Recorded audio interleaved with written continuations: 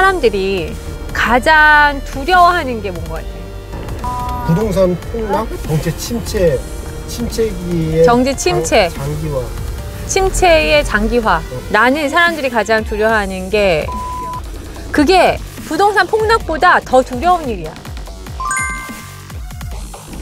사람들이 요즘에 가장 두려워하는 게 뭔 것 같아? 경제적으로. 제일 두려워하는 거는 부동산 폭락? 부동산 폭락. 경제 침체기의 경제 침체. 장기화. 침체의 장기화. 부동산 폭락. 그리고 장기적 경제 침체로 인한 실직. 실직까지는 잘 모르겠어요. 직업의 불안정. 트렌드가 그거는 직업 없는 애들이 아니야. 나는 그 엔잡이라는 그 키워드가 지금 굉장히 대세잖아. 근데 엔잡이라는 키워드가 왜 나왔냐면 우선 자기의 갖고 있는 그 직업 자체에 대한 확신이 없는 거야. 그러니까 계속 이것만 갖고는 불안하니까 계속 추가적으로 하나 더 만들어 놓는 거야. 뭐 스마트 스토어를 하거나 온라인 사업을 하거나 아니면 뭐 부업으로 딴 일을 어떤 걸 추가한다거나 파이프라인을 하나 더 늘려야 되는 거야. 그래서 또 부동산도 하는 거야, 사람들이. 그잖아. 근데 나는 뭔 거 같은지 알아? 사람들이 가장 두려워하는 거? 나는 사람들이 가장 두려워하는 게 대출 상환이라고 생각해. 그러니까 은행에서 돈을 갚으라고 연락이 오는 거야. 그래서 기존에 지금 사람들이 대출이 있잖아. 부동산 담보대출도 있고 신용대출도 있고 전세자금 대출도 있고 여러 가지 종류의 대출이 있는데 그 중에 어떤 거라든지 그리고 금액도 작더라도 상환에 연락이 오는 거를 가장 두려워한다고 생각해. 그게 부동산 폭락보다 더 두려운 일이야. 왜냐면 부동산 폭락이어도 사실 사람들은 버티거든? 내가 만약 살고 있어.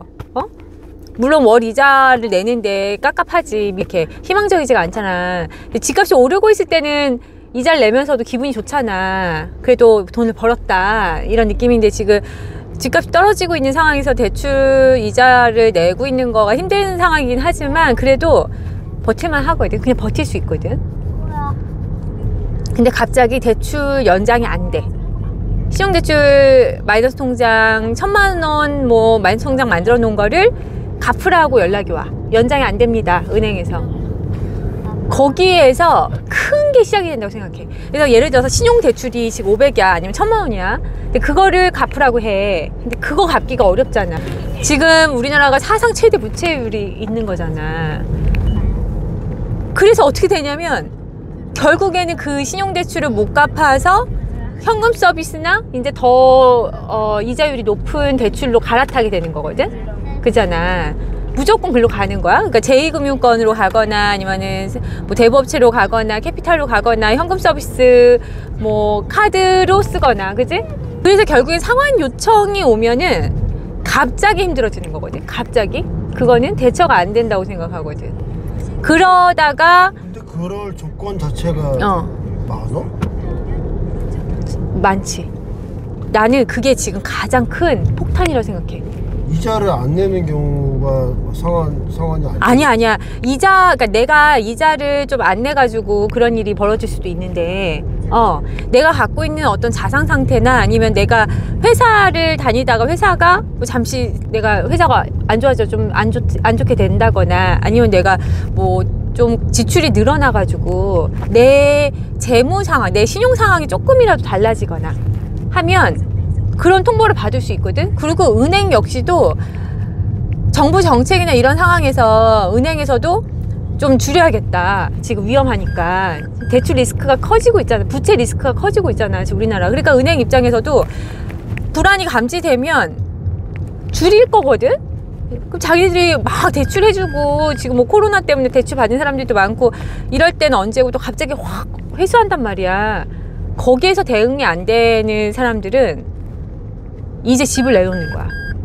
집도 내놔야 되고 어느 순간은 아니면은 더 안 좋아지는 거지, 신용 상태가. 그러면은 이제 정말 부동산이나 안전자산 같은 것도 내놓게 되고, 근데 지금 또 폭락이고 거래 절벽인 상황에서는 그게 또 막히면서 이러면서 쓰나미처럼 생기는 거라고 생각해. 나는 그래서 지금 이 여러 폭탄들이 내재되어 있잖아.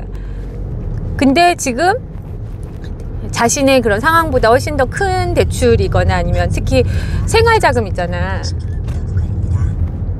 우리가 대출 신규 은행에서 할 때 보면은 그냥 생활비 써야 되는 용도로 빌리거든. 그 용도를 쓸 때 그런 대출이 사실 대부분이야. 신용대출은 특히나 생활자금 때문에 쓰는 사람들이 대부분인데, 그런 거는 투자를 한 돈도 아니기 때문에 더 그 상환하기가 어렵거든. 상황이 지금 그런 상황에서 상환을 하라는 통보가 오면, 상환이 아니지 사실 연장이 안 된다는 통보지 은행에. 그런 거 왔을 때 그게 가장 두려운 상황이라고 나는 생각해.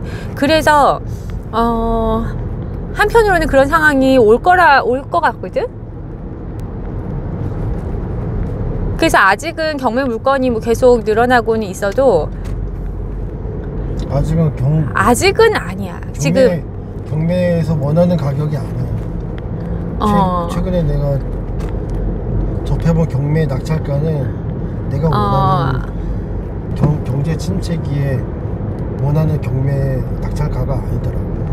그렇지. 그러니까 아직 완전하게 경매가 좋은 상황은 아니야. 그러니까 물건이 계속 늘어나고 뭐, 그래서 사람들이 경매가 요즘에 좋다고 많이 사람들이 많이 관심을 갖고는 있지만, 아직 더 있으면 정말 경매에 정말 쏟아져서 사람들이 패닉 상황에서 쏟아질 수도 있다고 생각이 들어. 그러니까 조금 더 인내심을 갖고 준비를 해야 되고 대비를 해야 되는 게 되게 중요하고, 대출을 해야 되는 좀 어려운 상황에 있는 분들이라면 버텨야 돼.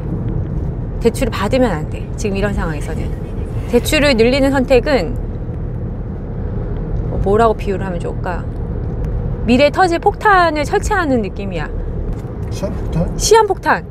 그 만기일로 인해서 날짜가 정해져 있는 시한폭탄을 설치하는 것이다. 그래서 대출을, 물론 있는 사람들은 빨리 그러니까 대출 연장이 안 될 것, 그리고 상환을 해야 되는 상황을 준비를 해야 하고, 어려우신 분들은 대출을 해야 되는 상황이어도 참아야 돼. 그래서 정말 무슨 엔잡을 하시거나 추가적인 수입을 늘리거나 아니면 생활비를 진짜 허리띠 졸라매거나, 그래서 참아내야 돼. 힘들어서 받아도 이게 더 정말 시한폭탄이 될 수가 있으니까 버텨야 되고, 투자를 하는 사람, 돈이 있는 사람들도 좀 기다려도, 그들에게는 좀 기다리면 굉장히 좋은 시기가 올 것 같아. 그치? 아무튼 그래. 요즘 드는 생각. 지금 외출 중인데요. 나가다가 요즘 제가 드는 생각이거든요. 그래서 영상으로 한번 담아보았습니다. 네. 다음에 뵐게요. 안녕.